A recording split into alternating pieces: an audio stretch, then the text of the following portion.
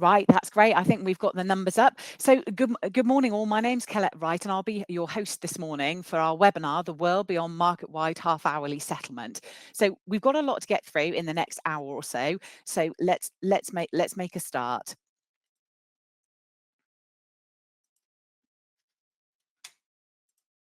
So welcome, and what we'll cover today is, so I'd like to introduce you to our colleague Jo Layton, who is our business transformation lead, and she will be joining us shortly to give us a talk through market-wide half-hourly settlement and a recap looking specifically at the revised timeline for market-wide implementation and some of the key changes under the market-wide half-hourly programme and some of the new processes that we'll be seeing. Next up in our speaker slot, we've got Scott Thompson, who will then take a look from a metering perspective at some of all the benefits to the businesses. And he'll also look at the metering technologies and how to ensure that you're getting both the right level of service and data insights from your providers. So we'll touch on the cost implications and particularly looking at some of those new meter technologies and software. And then thirdly, our speaker then is Helen Gardner, who is our flexibility lead, and she'll be joining us to explore some of the new opportunities in the world beyond market-wide half-hourly settlement and how you can take advantage of some of those to save money and access other benefits. At the end, you'll see then we've got some time for your questions. So on your screens, you should see a little chat function. So please do post your questions in there and we'll allow some time at the end for the speakers to answer those. Rest assured, if we don't get to your questions within this webinar, we will respond to you via email after this. And also, just to let you know that this webinar is being recorded today, and we will be sending that out via a link along with all the Q&As and some extra detail for you afterwards. So you'll be able to watch this on demand or share with your colleagues. Great. So with that, we'd now like to take a poll, our first poll of the session, just to see how confident are you that your business is prepared for the transition to half-hourly settlement. So hopefully you should be able to see that on the screen. If you could just vote, that would be great, and we'll see what the results bring us. Perfect. So looking up, that's ticking up. We've got at the moment we've got about 50% of you feeling somewhat confident. That's great. That's great to see that you're starting to get more information about market-wide half-hourly settlement. And for those of you that are unsure about it, then absolutely you're in the right place. Our aim by the end of this webinar is to get you feeling much more confident in what market-wide half-hourly settlement will bring. So thank you for that. I'd now like to hand over to each of the speakers for them to lead their session. So I'd like to invite Jo Layton to the stage, please. Hello, I'm Jo Layton, and I'm just going to refresh your memory on some of the key points of market-wide. So hopefully that will help increase your confidence levels. So just in terms of a bit of a recap about what market-wide's all about, it's a major industry reform introduced by Ofgem. It's part of a wide plan to bring the UK's energy system into the 21st century. There are still some really old systems and processes which date back nearly over 30 years. So it's all about unifying an energy system which is digitally enabled end to end. And key to that is being able to see consumption data for every meter. So the biggest change, it's been described as the biggest change to the British electricity market since privatisation. So those of us that were around for privatisation will still have the scars. Our energy tracker last year revealed that overall over half of businesses were not aware of the changes. So hopefully this webinar will do something to address that. And I think that was pretty much reflected in some of the scores that we saw on our poll. Key concept is that your meter doesn't need to change. We will discuss that later because there may be some advantages to upgrading some of the old technologies, but all existing meters are going to migrate, which will change all commercial and IT realities that underpin the way the energy industry currently works. Large businesses are unlikely to see much change, but for domestic and SME consumers who have historically had non-half-hourly settled meters, there will be some considerable changes as data is settled on a half-hourly basis. So this is going to open up those segments to a lot more customer data.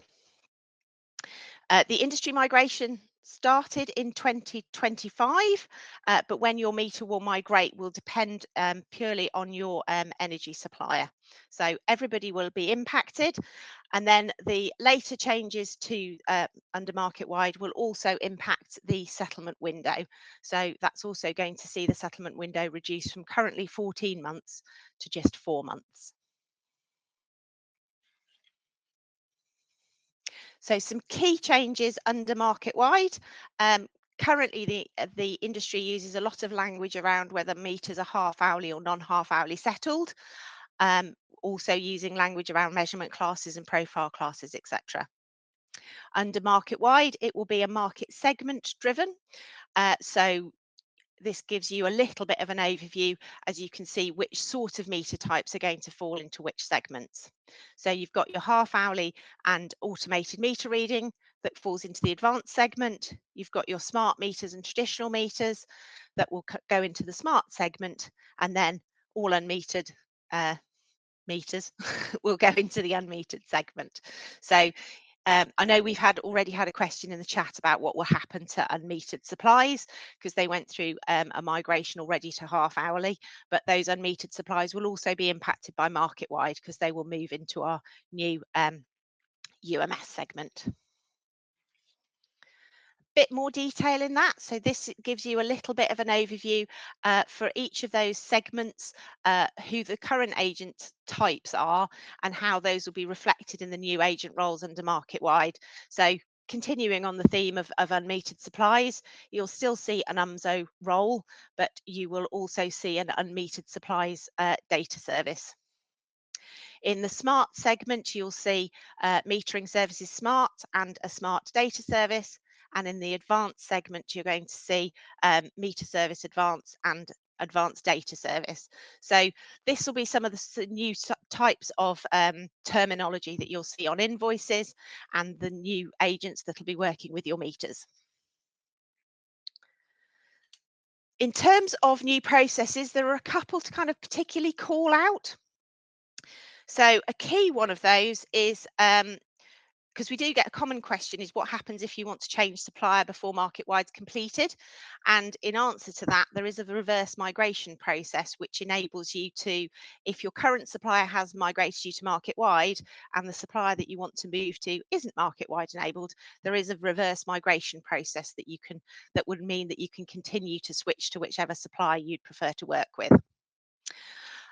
Another new service that's being created under market wide is the load shaping service. So whereas currently in the industry we use profile coefficients to shape data, in the new world, this load shaping service will take in all of the actual data from meters and will use that to create new shapes for customers. So where, for example, a traditional meter works, you might well see a change in your shape from what the historic profiles have used to what the load shaping service now provides. In terms of when's this all happening, we've got two kind of key themes on this slide. We've got the theme of migrations. So if I kind of start with that. So as I mentioned, migration started in October 2025. So those were started by suppliers and agents who'd been through the industry system integration testing. So SIT, they were able to start early, if you like. And as part of that, npower Business Solutions qualified as an advanced data service and a metering service advanced. We are then looking at May 2026, which is very much around when you will start to see other suppliers start to do migrations. And that's when npower Business Solutions will start to do our migrations. You will then see that other waves. So this is wave 1. So you've got your October was the initial SIT participants. May 26 is where wave 1 starts, and then waves 2, 3, and 4 will all be in progress by the end of this year, so by December 26, with a view to that migration being completed by everybody by May 2027. The other aspect of this timeline is also how the settlement timescales will start to reduce. So that will start to happen in October 26, with a reduction from 14 months to 7 months, a further reduction from 7 months to 4 months for that final settlement run in April 2027. And then in July 27, we will also see a reduction of that initial settlement run. There are a series of industry consultations which are taking place in order to finalise these dates, but those are the dates that we're working to at the moment. So, some key reminders. All meters will be settled on a half-hourly basis. We will still require meter reads for meters that are traditional meters or non-polling meters. So by that, I mean either customer-owned reads, so customers phoning in and providing reads to their supplier, or that kind of pedestrian read activity. The central load shaping service will provide half-hourly profile data where those actual consumption values aren't available. So even where data isn't available, the shape of consumption will be based on others' actual data. Your supplier will initiate the migration process, so all of the migration is absolutely supplier-led. That will happen across a series of waves over the next 12 months. Appointed metering agents must be qualified in the new market-wide roles. You will see some new terminology on your invoices, and one thing to particularly call out is that new connections are impacted slightly earlier than other sites. So as soon as a supplier goes live with their migration, new connections will be market-wide enabled. So just a little bit of a call out in that kind of new connections space. So thank you very much for your time and attention this morning. I'll hand back to Colette. That's great. Thank you, Jo. Thank you for that really useful recap. Good to see the timeline there. And from the sounds of it, a lot of system changes. All our meters are still there. Some of the familiar terminology that those of us that have been around know and love in terms of half-hourly moving on. And interesting to see it's the suppliers initiating that migration timeline. And I think it's clear from that timeline of 12 months just how big an industry migration this is. So that's been great. Thank you very much. I'd now like to welcome Scott Thompson to the stage to get a bit more into the metering aspect. Thank you, Colette. Good morning, everybody. Thank you, Colette, for your introduction. My name is Scott Thompson. I'm Head of Sales and Service for our Data and Metering Services business within npower Business Solutions. I'm really pleased to join you all here today. I've been asked to talk to you about essentially what does market-wide half-hourly settlement mean in terms of your existing and potential future metering infrastructure. And to that end, I'll talk around things like potential cost implications in a new world, the benefits of advanced and smart metering under market-wide settlements. I think some of the considerations when choosing, because there is more choice here around data and metering services providers, so what to consider when selecting partners to work with around providing these services. And I'll touch briefly on the benefits of data visualization that are presented by the fact that there is more data available, better quality data and more frequent and timely data. We've picked up on some of the pre-read questions, and I think there's a couple in there around costs, which I will try to cover off equally. If there is anything else at the end that needs more clarity, please feel free to post that in the questions in the chat, and we'll come back around and make sure we've covered everything as thoroughly as we can. So moving straight into essentially why are metering costs changing. This goes back to, obviously, Joe's talked us through the impact from a settlement timeframe point of view and what's happening to the settlement window, which is fundamentally reducing, which essentially means, really simply, more frequent meter readings are required to meet new half-hourly data and settlement requirements. The settlement window is reducing. Effectively, everything in the advanced and smart space will be treated in the same way that existing current half-hourly meters are. So there will be fundamentally an increase in demand for accurate data quality for suppliers. What that means is things like obtaining handheld reads for pulling meters, fixing meters that are faulty, replacing comms needs to be done more quickly to get data flowing again to make sure those settlement timeframes are hit. There will be an increased demand for data quality for suppliers, I've mentioned. Ultimately, suppliers will face penalties for poor data performance. And this will have to be addressed from a cost perspective of either ensuring that appropriate costs are in place to deliver the quality of data and services required under half-hourly settlements, or potentially be liable for financial penalties, which are costs which will be incurred by suppliers and potentially borne by customers ultimately. Fundamentally, we're moving into a world where there's significantly more data to process. This is us entering a decade of data. We're going to a world where everything in the advanced and smart space effectively has to be processed and dealt with the same as we've done for years in the half-hourly market space. And that's got significant impact from a data processing point of view, and obviously costs are incurred as a result of that increased requirement.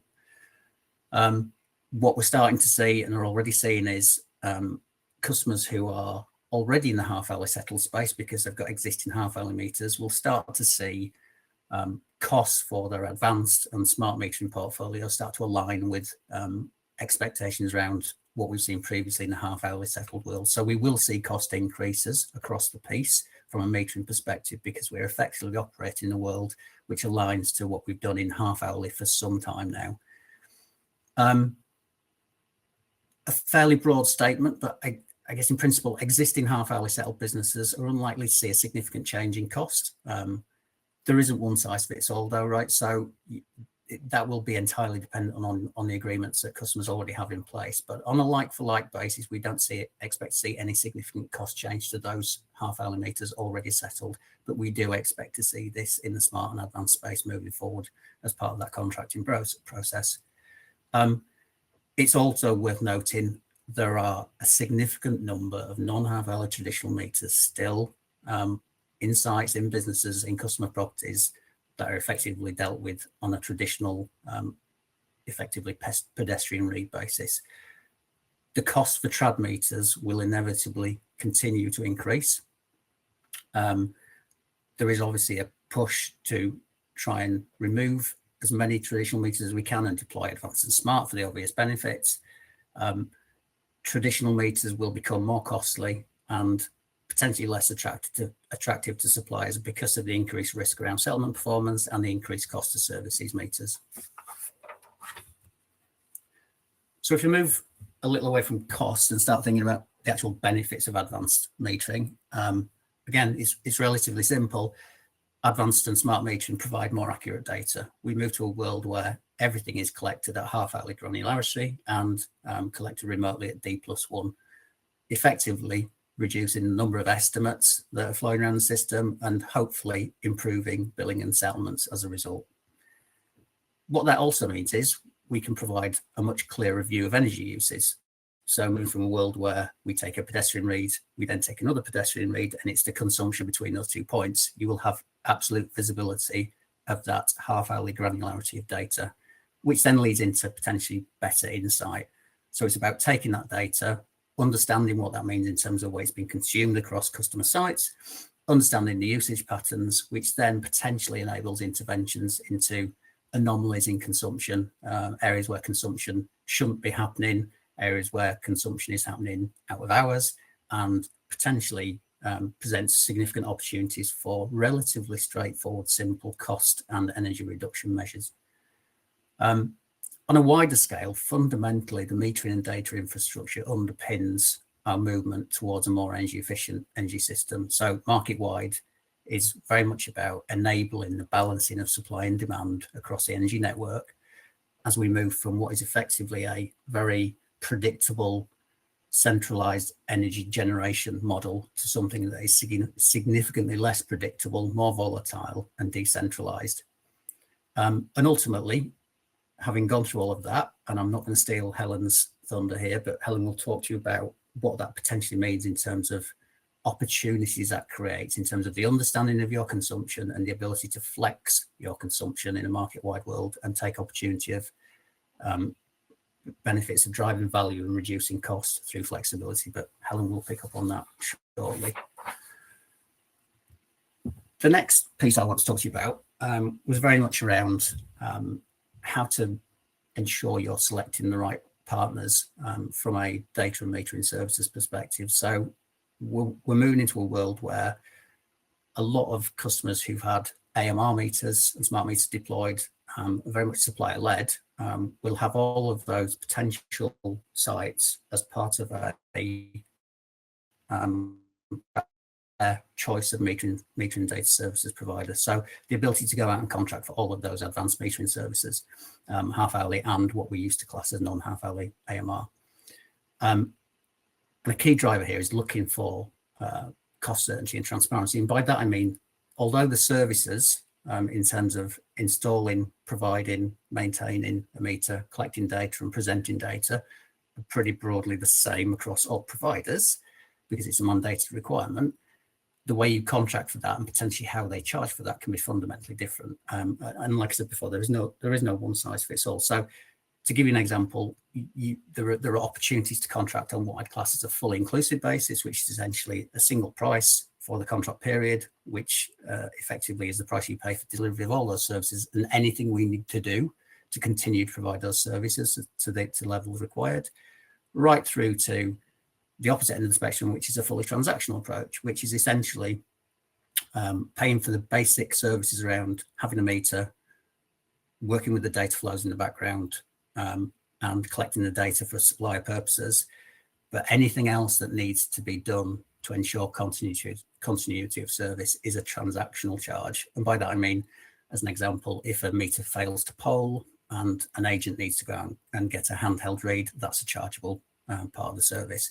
Equally, if that meter then needs replacing or the meter comms needs replacing, that potentially is a chargeable service. So and it can be anywhere in between. So it's really important to understand when looking to contract for these services, what approach you want and ensuring you have absolute transparency of what costs will be incurred at what point in time. And that really leads on to the flexibility of pricing structures. So that's the trade-off, I guess, between budget certainty or potential to take a very much lower upfront cost, but with potential exposure to transactional charges throughout the period of the contract. And that could be a benefit, or it could actually end up costing more. It's just a consideration when seeking to contract for these services. From a performance perspective, I guess it's important to look for demonstrable capability. There are a number of providers in the market who've been in the market for a long time in the half-hourly settlement space, who've got a very good track record of delivering against simple and complex metering portfolios. And it's essential to have conversations with those providers to make sure you're getting the right contract and the right service to support your portfolio. Strong supplier and metering agent relationships are really important. Work with your suppliers to understand how they manage performance around their agents, how they work with their agents to make sure that the end-to-end process is smooth and delivers the requirements you need from a data perspective. And find a high-performing agent committed to delivering reliable services to meet your needs, supplier needs, and the industry requirements. Part of that process is also considering presenting that data from a data visualization perspective. So data viz has been around for a long time and it's evolved over many years, but will become more and more important the more and more data and more accurate data that flows into these systems and gives you the ability to access appropriate reporting to understand your energy usage and make decisions around changes that might need to happen to reduce or move energy on your sites. Another consideration around data viz is a lot of these platforms are self-serve models, which is great, but it's important to have that support on hand to enable your people using these platforms to have that support to actually navigate the platforms, make sure they can access the right reporting, and ensure that they're working with a partner who's got an appropriate development roadmap and a development roadmap that aligns to customer feedback, which is really important. I'd just like to briefly touch on, from a data viz perspective, some really high level snapshots of what typical reporting might look like in any sort of data viz platform. And this is by no means the end-to-end reporting capability, but it's an idea of some of the simple reporting that can actually lead to some really quick interventions and measures that potentially can reduce cost and consumption. So the first one is relatively straightforward. It's a graph that splits down the day and night consumption. So essentially for this site, it shows what's been consumed during normal daytime working hours, what's been consumed during night hours, and it will start to really quickly flag anomalies where there are increasing consumption, potentially when operations shouldn't be happening or there shouldn't be consumption on site. So we can see on this one, I think on around the 5th of January, quite a large nighttime consumption that potentially needs addressing. The next one is very much around comparison of usage to previous year. So tracking energy usage on a daily basis in comparison to the same site for the same period last year. This again just goes into another level of detail. So this moves to a weekly usage view and a monthly usage view.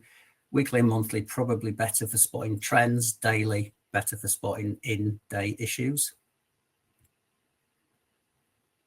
And then this one shows the benefits of being able to track export data. So this site obviously has some export capability, and this shows over the period of a week when and where and how much data, how much energy is being exported from that site at that point in time. And then moving on from pure energy usage, there is also the ability to bring in carbon reporting. So again, enables tracking against any sustainability targets your business has. So moving from energy usage to carbon reporting. I appreciate that's a relatively quick run through for myself. I guess what I would say in summary is it's really good to start to understand what the potential cost impacts are to your business. It's really important to start talking to your supplier about what that looks like now and when potentially those costs will change, because it will differ by supplier and depend on what existing contracts you have in place. Start to understand your portfolio and talk to high-performing agents who can continue to provide these services. Work with these suppliers to get the best solution for your business. And really, this is about do all that, get the basics right, get the data quality, get the insights, and then take advantage of the things that potential flexibility presents. Thanks for your time today. That's great. Thank you very much, Scott. Absolutely covered lots of detail in there, particularly around the decade of data and the absolute visibility that market-wide half-hourly will bring. I think just looking in the questions, Scott, there's quite a few there from the customers around access to those data visualization tools, how that will work, and particularly again looking at some of the terminology changes that we've got. So I think it's safe to say there's a lot of interest in there. So yeah, definitely we'll hopefully come back and cover some of those at the end of the session. So thank you very much. I'd like to now invite Helen onto stage, please, to take a look now that we've heard of some of the benefits of market-wide half-hourly, now to look at the world beyond market-wide half-hourly and what flexibility can do for yourself. So Helen, thank you. Yeah, thanks, Colette. Hi, everyone. I'm Helen Gardiner. I am a flexibility lead here at npower Business Solutions. And I want to spend the next 5 minutes or so just talking to you about what kind of opportunities will come as a result of market-wide. So I guess Scott kind of alluded to it. We need to think about, when we think about the benefits of market-wide, what the future of the electricity system looks like. So we're moving from the historic system, which was very much centralized, rigid, a small number of large power stations that generated all the electricity for the whole of the UK, and very passive consumers. And what the government have announced with Clean Power 2030 is that by 2030 we'll have 95% of our generation in the UK will come from renewable sources, with only 5% coming from unabated gas. So we move to this flexible system where we have lots of intermittent generation, and there'll be a big reliance on things like storage and also flexibility in order to be able to counteract that intermittent generation. So in terms of Clean Power 2030, although in the long term we expect this will reduce wholesale prices as the cost of electricity is decoupled from the gas price, in the short term, the transition to Clean Power 2030 is very expensive. You may have heard on other webinars my colleagues talking about it. Ultimately, this will be funded for by consumers. It's going to increase the non-commodity charges on the bill, like contracts for difference, which is how the new renewable generation is funded for. That is all funded for through supply bills. And also the cost of transmission and distribution costs will rise as we move to a much more dynamic electricity grid. And in the past, when we've had these big, huge changes like Clean Power 30, it was similar with EMR 10 years ago, it's ultimately just been more costs on your bill. And there's nothing you can do about it, particularly for non-half hourly meters where you would have been charged on a default shape. And there's nothing you can do. It doesn't matter when you actually use your electricity, the cost is the cost. And so market wide is really important because it breaks this cycle, and it means that you as the consumer, you get to take back more control than you would have done previously and get to have more control on what your energy costs will look like in the future. So, and this is really about flexibility. It's been mentioned a few times already, and it's a bit of a buzzword at the minute, but flexibility about using less energy, it's about using it more intelligently, and it can start with simple, just looking at your time of use behavior, ultimately making very small shifts that can still equal some really meaningful savings. So here there's an illustration of a customer that uses around 2 gigawatt hours of electricity a year.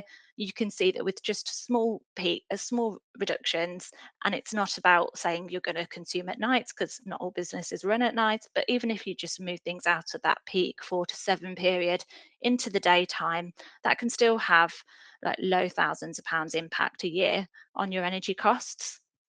And as I said, this isn't about shutting down your operations. It's not about having to invest in costly technologies to be able to do this. It's purely just down to start with, understanding your cost signals, getting visibility of your consumption patterns. And that's where having the right platform is really important, what Scott was talking about, because then when you go through the transition to market wide, you will be able to start learning what does my actual profile look like and what is kind of the art of the possible to kind of respond to some of those signals that exist in the market. And I guess we can kind of draw a comparison to what we see happening in the domestic space. So you may have a smart meter at home already. You might even already have an EV on the drive. So you'll be used to seeing tariffs now that allow you to kind of have that off-peak signal and being able to charge your car at night, put your washing machine on at night and pay less than you would in the day. And those sort of signals can exist within a kind of business hours as well. And so why not? Why can't businesses start to do this in a post-market wide world? So yeah, I talked about Clean Power 2030 on my first slide.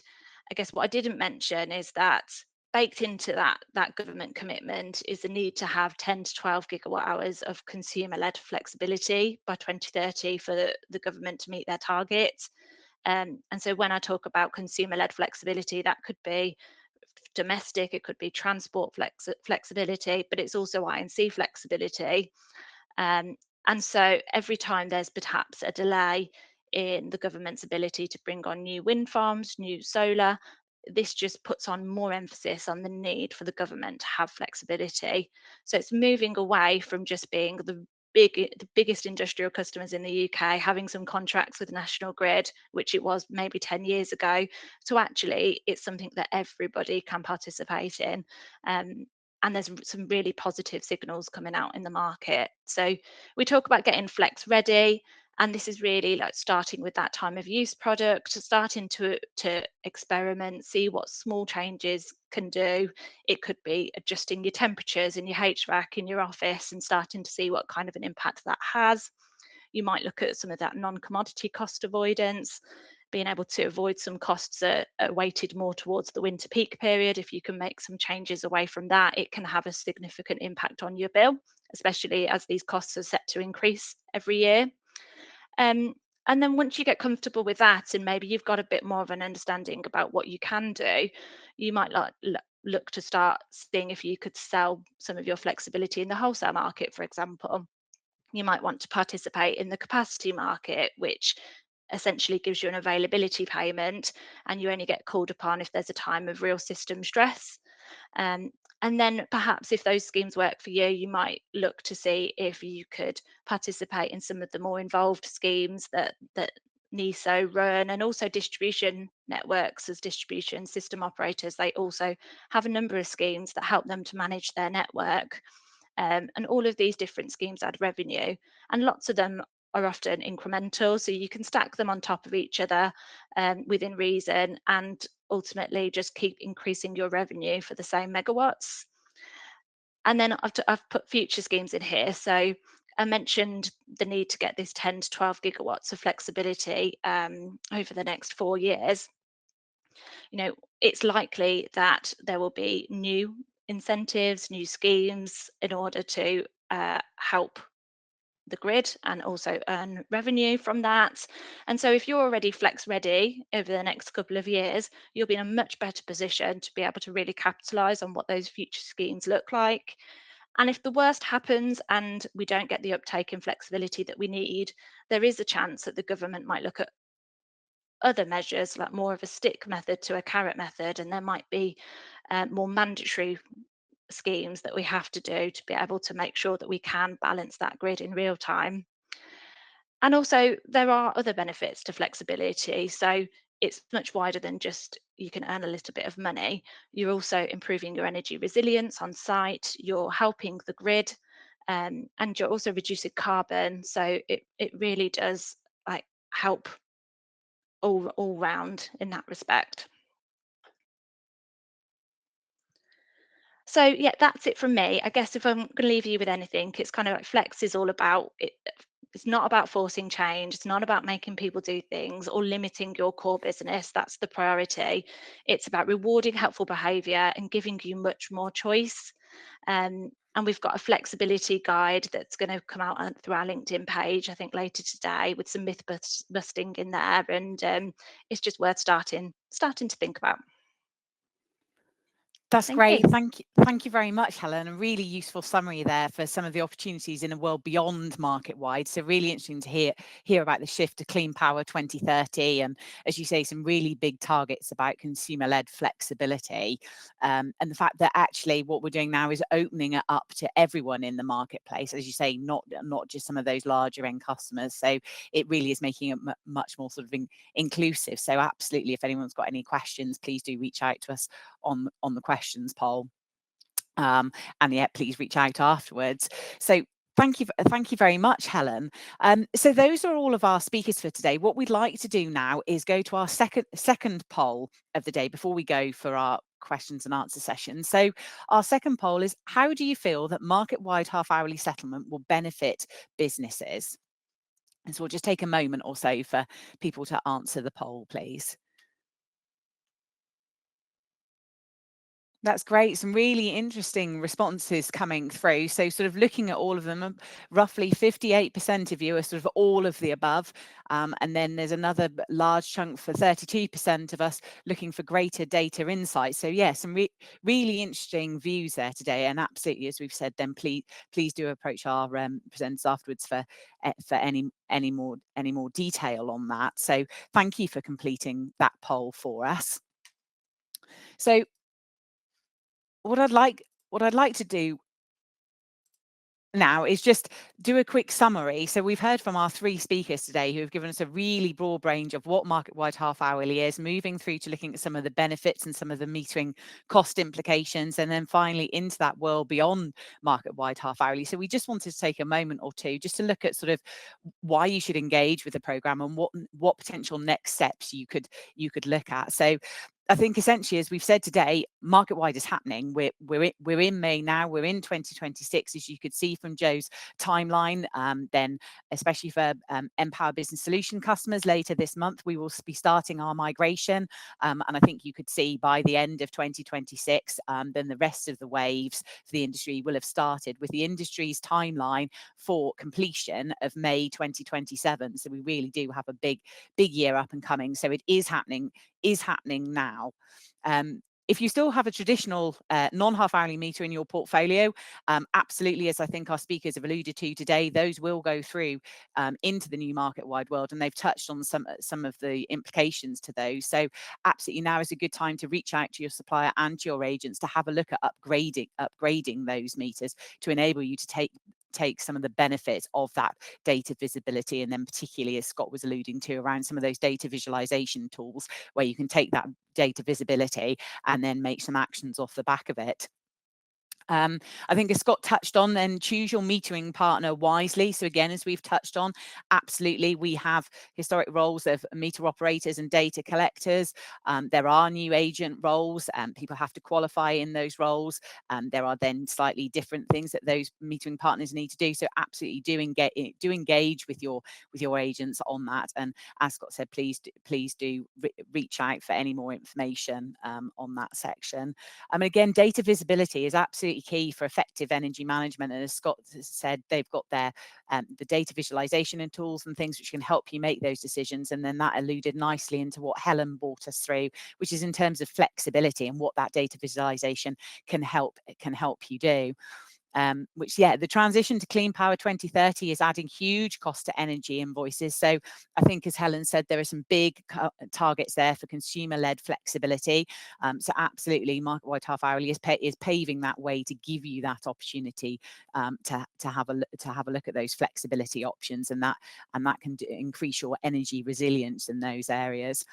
So again, as we've said, there are new opportunities in a post-market wide world that can help you save money on those energy costs. So I think, again, Scott alluded to some of the metering cost implications of the project, particularly around those traditional meters. But again, as Helen's alluded to, in the flexibility world, then potentially exploring flexibility now will help you be ready for that world. So hopefully in today's webinar, thank you very much for filling in the poll earlier. I know there was a fair number of you unsure, so hopefully this webinar then has helped to give you some more information to prepare you for this journey into the market-wide world. And I'd now like to invite all the presenters back on stage for our Q&A session, please. So we've got about 15 minutes. Lovely, that's great. Thank you very much all. So we've got quite a few questions in the chat. So we've got some common themes in there. So Joe, if I can start with yourself, we've had quite a few questions around traditional non-half hourly meters, and do they remain in the market-wide half hourly world, and do we still need meter reads for those, given that we're going to half hourly settlement? Yes, so this is not a specific meter rollout, so you don't have to change your meter in order to migrate to market wide. You will be migrated with a traditional meter. There are certainly some advantages of moving your portfolio to either smart or AMR meters, so definitely worth considering, because then you'll get a much better opportunity to be able to see and understand the way your business is using power. But yes, you don't have to do that as part of market wide, and we certainly don't expect all traditional meters to suddenly disappear overnight. More's the pity. But yes, so we foresee traditional meters still being in the market for a while now. That's great. Thank you very much. And again, I think that leads in nicely to Scott on that theme. Then talking about traditional meters, we've got a lot of questions around AMR meters and traditional meters, and the fact that they're moving into the different segments, and people asking sort of, are there cost differentials between the traditional meters segments and the AMR segment? Yeah, so I think I've touched on this in my slides. Essentially, there is fundamental cost change both across advanced, smart, and trad meters. From an advanced perspective, it's about understanding that those meters now will be under the same requirements settlement timeframes, data processing requirements as anything that's existed in the half-hourly world for a number of years now. So the costs associated with delivering half-hourly services is absolutely applicable to anything that then sits in the advanced segment under market-wide. The traditional costs are absolutely increasing because they are a significant risk to settlements in market-wide world if you can't get actual data. So there are obvious reasons that those costs will increase. The other part of this is there is definitely an activity around customers starting to uptake the opportunity to convert trads into AMR meters and get a portfolio that's supported by advanced metering as opposed to having traditional sites in there. As that portfolio of sites across the UK dwindles, costs to serve that will potentially increase as well as a result of a smaller pot. And equally, I think in terms of traditional settlement costs, they will continue to increase. We will see continual cost increases in trad costs over the coming months, and I think potentially that does make that type of portfolio less attractive to suppliers in the market because of the risk it brings and the potential cost impact that brings with it. That's great. Thank you, Scott. And that kind of leads nicely into, there's a couple of questions about the reaction that we're seeing in the marketplace, particularly in terms of some of our third-party intermediaries and the brokers. And the question is that they're beginning to see brokers stating long lead times for meter changes. So I'm guessing this is an uptake of people then beginning to understand that impact of the traditional meters and looking for those upgrades. Yeah, do you want me to pick that up? Absolutely. I think I mentioned it. We're certainly starting to see.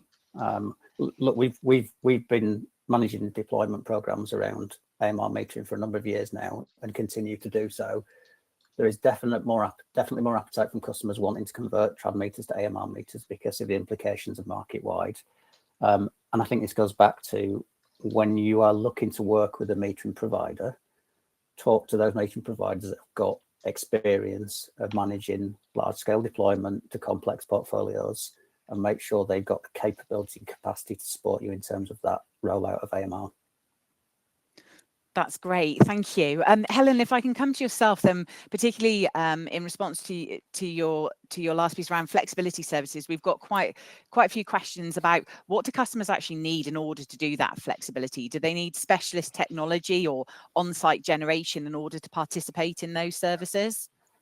No, they really don't. So it could start with just seeing what you can do with existing assets that you've already got. So I think people hear the word asset and they think it's a big battery or something like that, but it could be as simple as your HVAC system that you have in your office. And we ran a trial actually with one of our own big offices that we have, and it doesn't need to be on or off either. It could be small temperature changes that mean you can actually save kilowatts, and if you've got multiple sites they can be aggregated together, and then all of a sudden small changes can add up to quite meaningful cost benefits.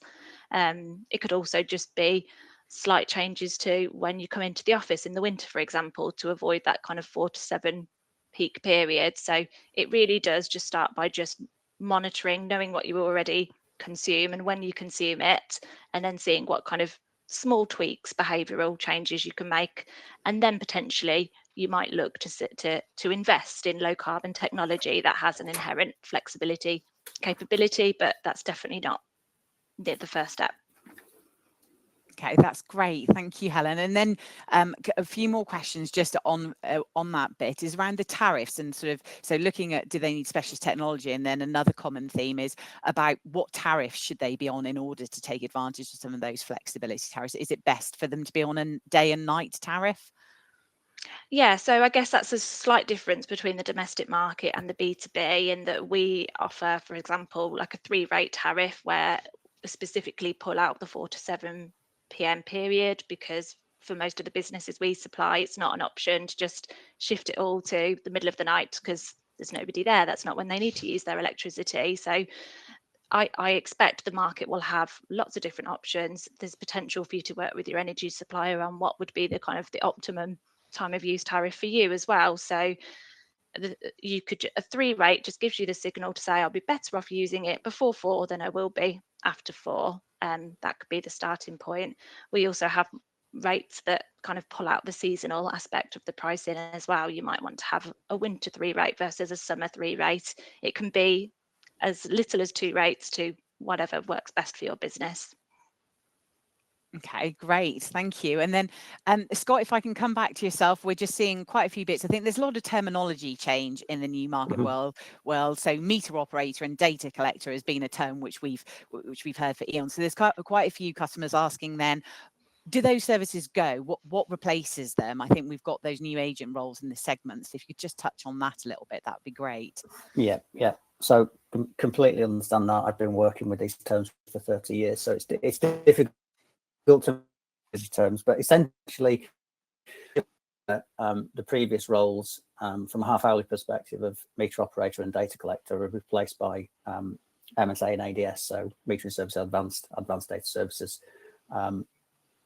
The change in terminology can be a little bit confusing, but essentially it's provision of the same services under different names, but to a far bigger portfolio that now moves into the advanced segment. But essentially, I think there's another question around existing contracts, Colette, in the questions. So if you've got an existing MOP DC contract in the half-hourly world, for example, as long as that agent has qualified to provide new services of an ADS and MSA, they will continue to provide those services and will be appropriately appointed by your supplier to do so.